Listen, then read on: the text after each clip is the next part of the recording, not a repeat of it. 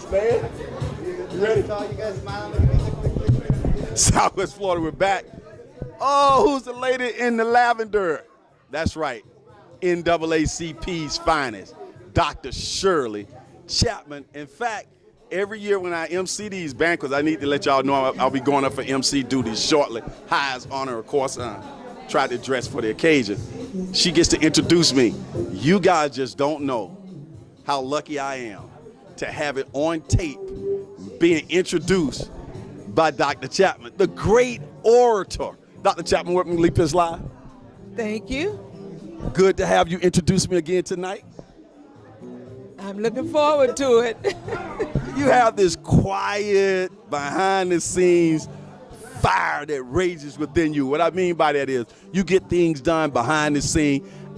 I know that this generation, the younger generation, they don't know about all of the work that you've done in the civil rights movement. In fact, I didn't know you had done so much till I came across an old picture of you and Veronica Shoemaker sitting on the street, and you were encouraging her. Shoemaker, of course, is the first African-American to be elected city council. She ran for political office maybe 15 times. We'll get all that from Dr. Chapman. Tell that story.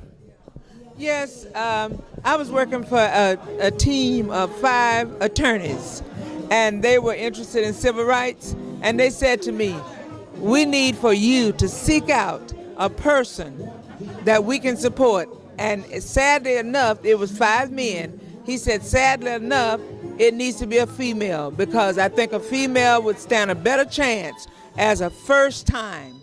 And the person that fell in my spirit was Veronica Shoemaker. She was in Port Huron, Michigan. I picked up the phone and telephoned her, and she thought I was joking. And she eventually said, well, yeah, if you really think it's gonna work, I'll do it. Amazing. And then the story of Veronica Shoemaker went from there. She became the first African-American city politically elected official. Now, I think I read somewhere that she ran for office like in the team. And over and over and over again. And what really, I think, expedited it was the fact that we ended up filing a complaint.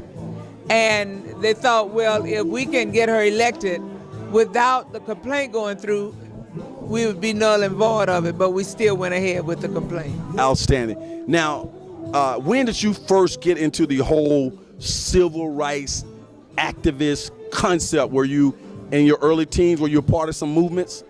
Yes, actually, it was in the, I guess, late 60s, mid to late 60s, when and our first trip was to go to Savannah, Georgia, on a bus where we were meeting because Dr. King was meeting with a group for the Southern Christian Leadership. Dr. King, you saw Dr. King in person?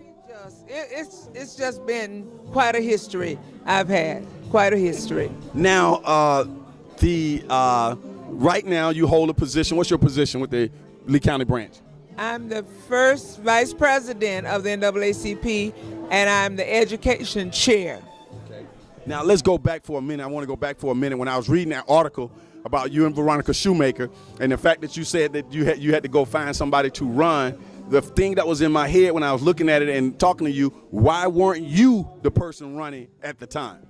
I think I was too young for that at the time. Okay. Yeah, I think I was too young, and I was trying to get somebody that was known, that would have an opportunity to do well, because she had been pretty very outspoken, and she had been around and was pretty well known, and I thought, well, she'd be a good person. Okay. Now we're here at this elegant event.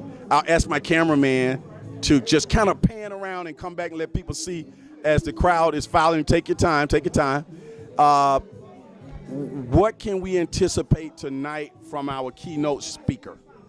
I think that we're going to all be pleasantly surprised.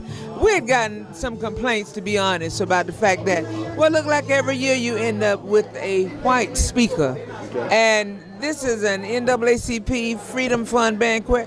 Why can't we have a black speaker? Well, guess what? Tonight, we have one. That is great.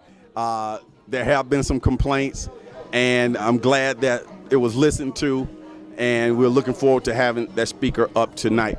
What are some key hot things that are happening on the Lee County Branch NAACP's docket that our community needs to be aware of as it relates to education and as it relates to city policy in general. Things coming down the pipe, people might not be attending those meetings like you. You need to keep an eye on.